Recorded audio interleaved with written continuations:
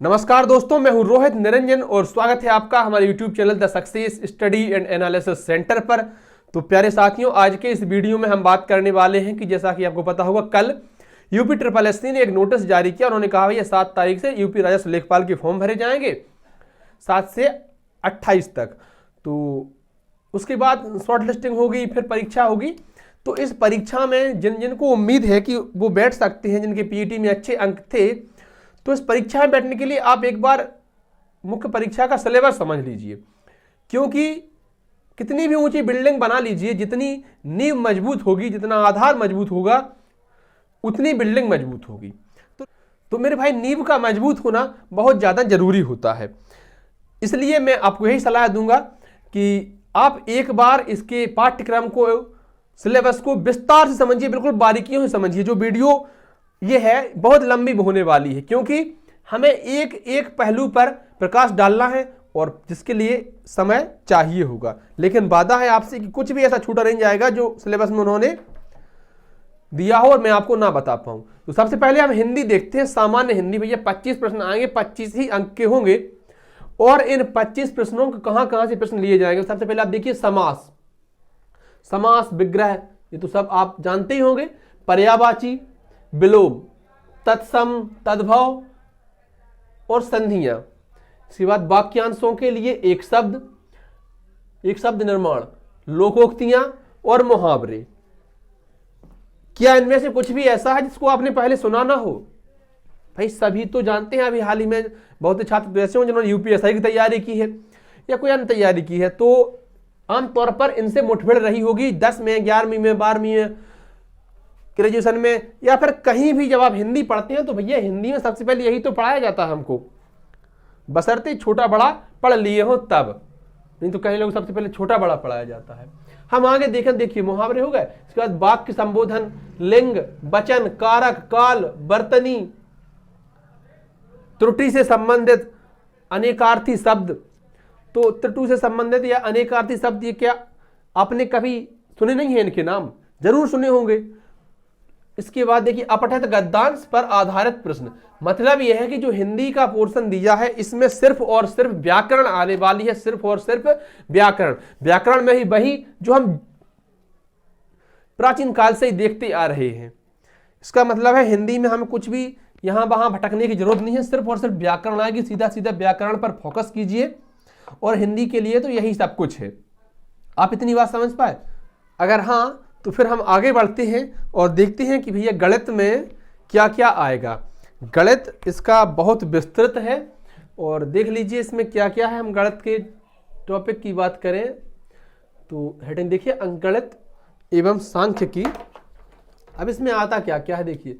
संख्या पद्धति, number system, मतलब समझ पाए आप? प्रतिशतता, लाभ हानि, सांख्यिकी, आंकड़ों का वर्गीकरण। लेखपाल का जो गणित है उसमें भाई एडवांस भी आएगी, अर्थमेटिक, रेखा गणित, सब कुछ आएगा। त्रिकोणमिति, ज्यामिति, आप जितना समझ सकते हैं इतना गणित आएगा।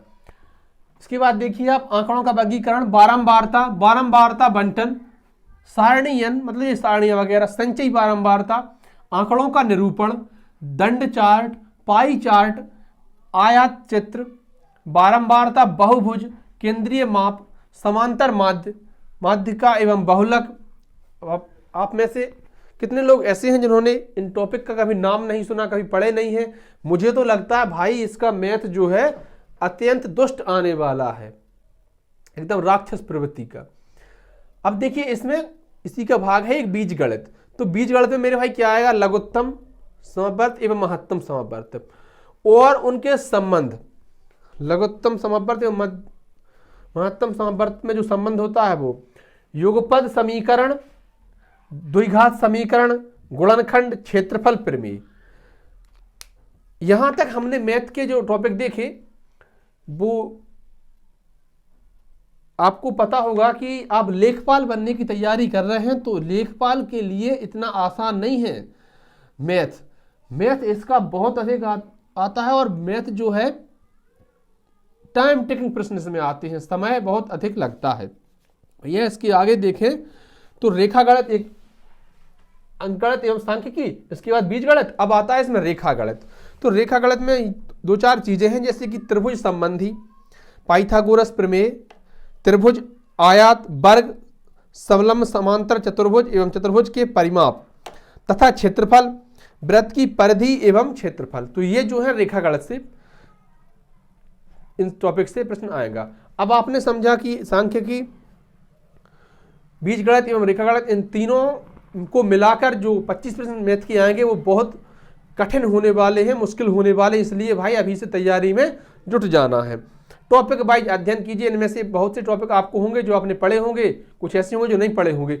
जो पढ़े हैं उनको एक तरफ लिखिए, जो नहीं पढ़े हैं उनको दूसरी तरफ लिखिए, जो नहीं पढ़े उन पर ज़्यादा फोकस कीजिए, जो आप कठिन लगते हैं उनको ज़्यादा से ज़्यादा अभ्यास कीजिए। इस तरीके से अपना रास्ता आप आसान कीजिए।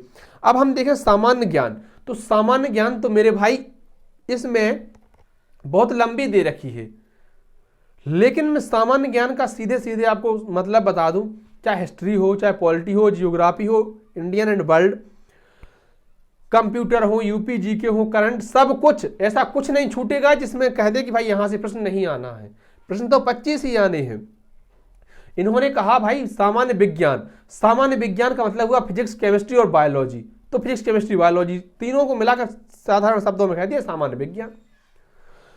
इतिहास, तो इतिहास में पूरा इतिहास,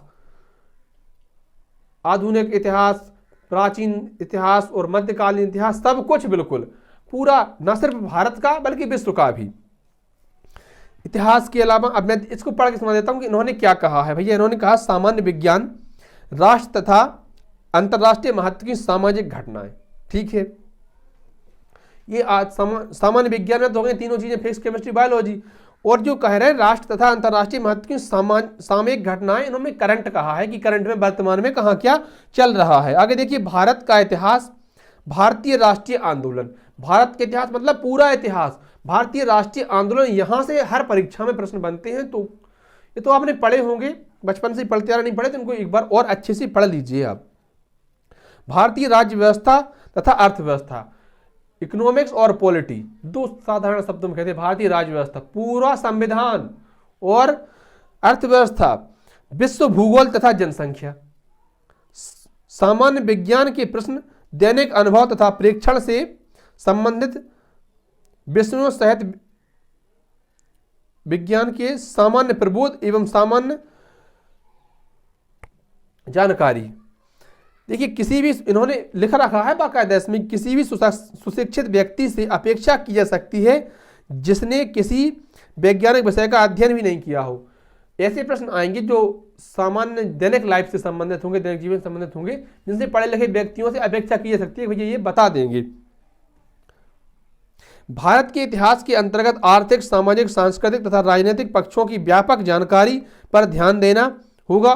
भारतीय राष्ट्रीय आंदोलन पर अभ्यर्थियों से भारतीय स्वतंत्रता आंदोलन की प्रकृति तथा विशेषता, राष्ट्रवाद तथा आंदोलन एवं स्वतंत्रता प्राप्ति के बारे में सामान्य अपेक्षित है, सामान्य प्रश्न अपेक्षित है। तो इनमें तो कुछ नहीं है जो मैंने पहले बताया आपको, जैसे इतिहास के, भारतीय राष्ट्रीय स्वतंत्रता आंदोलन के, यहां से प्रश्न आएंगे, कोई बात नहीं, कॉमन सी बात है। आगे कह रहा है भारतीय राज्यव्यवस्था तथा अर्थव्यवस्था के अंतर्गत भारतीय राज्यव्यवस्था, भारतीय संविधान, भारत की अर्थव्यवस्था तथा नियोजन के व्यापक लक्षणों की जानकारी पर प्रश्न होंगे। कुछ नहीं है, इसको तो इन्होंने जानबूझकर बड़ा लिखा है ताकि कंफ्यूज हो छात्र। जीके मतलब जीके भैया, मान लिया पूरा जीके, इतिहास, भूगोल, अर्थशास्त्र, समाजशास्त्र, नागरिक शास्त्र, जो भी है वो सब है। कंप्यूटर के भी आएंगे और करंट के भी आएंगे, यूपी जीके के आएंगे। मतलब जीके में जहां जहां से मिसलेनियस हो, कुछ भी हो, जहां जहां से प्रश्न बनते हैं वहां वहां से पूछे जाएंगे। हम देखते हैं कि ग्राम समाज एवं विकास, पटवारी के लिए, लेखपाल के लिए आवश्यक होता है, क्योंकि उसको गांव में काम करना होता है। तो ये जरूरी तो हो, उसको गांव के बारे में जानकारी भी तो बहुत जरूरी है। उसको सरकार से जुड़ा हुआ व्यक्ति होता है, तो गांव में जब विकास योजना लागू करवानी होती है तो ग्राम सेवक मतलब बीडीओ, लेखपाल, इन्हीं सब से तो संपर्क किया जाता है कि प्रधानमंत्री, मुख्यमंत्री खुद आ जाते हैं, तो सरकार का प्रतिनिधित्व करते हैं। इसलिए इनको गांव के बारे में जानकारी होना आवश्यक है। और इसमें इन्होंने कहा है कि ग्राम विकास, भारतीय संदर्भ में ग्राम विकास कार्यक्रम, ग्राम विकास योजनाएं एवं प्रबंधन, ग्राम विकास शोध प्रणालियां, ग्रामीण स्वास्थ्य योजनाएं, ग्रामीण सामाजिक विकास, ग्राम विकास और भूमि सुधार, त्रिस्तरीय पंचायती राज व्यवस्था, केंद्र व राज्य सरकार की ग्राम विकास से संबंधित योजना है। वही जो मैंने आपको पहले बताया कि जो गांव को समझना, सीधी सीधी बात है, लेखपाल के लिए, पटवारी के लिए, तो गांव को समझना बहुत अधिक जरूरी होता है, जहां से इसमें प्रश्न बनेंगे। पर साथियों, ये विस्तृत सिलेबस पाठ्यक्रम था यूपी SSSC के अधीनस्थ जो राजस्व लेखपाल की परीक्षा होने वाली है, इसके लिए मैं उम्मीद करता हूं कि आप एक प्रिंट आउट निकलवा लीजिए और उस प्रिंट आउट को अपने कमरे में चस्पा कर लीजिए। इससे होगा क्या कि जैसे मैंने आपको ये कुछ टॉपिक बताया, मान लीजिए आपको संख्या पद्धति तो आती है और प्रतिशतता नहीं आती है, या आपको आता है, यहाँ पे देखिए लघुत्तम सामर्थ्य, महत्तम सामर्थ्य तो बहुत अच्छे से आती है, लेकिन युगपत समीकरण आपको नहीं आती है, तो इनको अलग जगह लिखिए, उनको अलग जगह लिखिए, जो आपको आते हैं उसको दूसरी जगह, जो नहीं आते उसको दूसरी जगह अंडरलाइन करते जाइए और ABC कैटेगरी में डिवाइड कीजिए। मेरा व्यक्तिगत अनुभव है जो मैं आपको बता रहा हूं, इससे लाभ क्या होगा आप वो समझ लीजिए। A कैटेगरी है मतलब जो आपको बहुत अच्छे से आता है, तो बहुत अच्छे से जो आता है स्वाभाविक है उसको पढ़ने में आपका मन बहुत ज्यादा लगेगा, लेकिन चूंकि वही पढ़ते रहेंगे तो कितने नंबर दिला देगा वो? 2, 4, 5 नंबर, 10 नंबर, बाकी कहां से लाएंगे? इसलिए ABC 3 कैटेगरी में बांटिए, A बहुत ज्यादा, B मीडियम और C जो आपको आता ही नहीं है या बहुत कम आता है। तो जो बहुत कम आता है उस पर ज्यादा ध्यान दीजिए, जो बहुत ज्यादा आता है उस पर कम ध्यान दीजिए। इस हिसाब से हम अपनी तैयारी को परिपक्व बना सकते हैं और उत्तर प्रदेश सरकार में लेखपाल बनने के लिए अपना दावा ठोक सकते हैं। धन्यवाद प्यारे साथियों। वीडियो आपके किसी सहयोगी काम की हो तो उस तक जरूर पहुंचे, और अगर आपको अच्छी लगी हो तो हमारे चैनल को सब्सक्राइब जरूर करें। धन्यवाद प्यारे मित्रों।